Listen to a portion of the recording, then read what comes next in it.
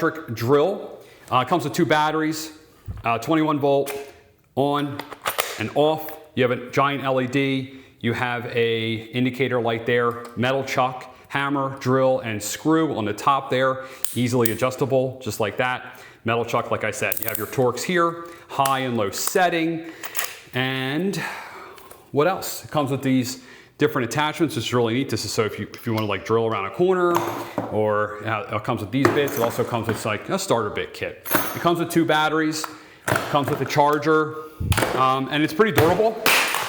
And I've been throwing it around, and it works really well. You can turn the light on or off if you don't want it, and it comes with a little tether there. So that is the drill. It does hammer. I have drilled into concrete. I have tested it. That's hot.